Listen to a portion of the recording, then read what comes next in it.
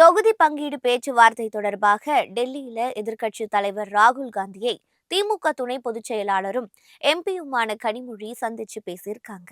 தமிழகத்தில் கடந்த 2021ஆம் ஆண்டு நடைபெற்ற சட்டசபை தேர்தலில் அப்போது எதிர்க்கட்சியாக இருந்த திமுக 177 தொகுதிகளில் போட்டியிட்டது.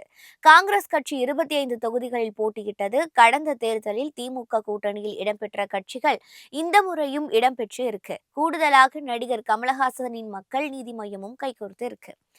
ஆனா திமுக கூட்டணியில இடம்பெற்றுள்ள அனைத்து கட்சிகளும் இந்த முறை கூடுதல் தொகுதிகளை கேட்டு பெறுவோம் என்று கூறி வருகிறது.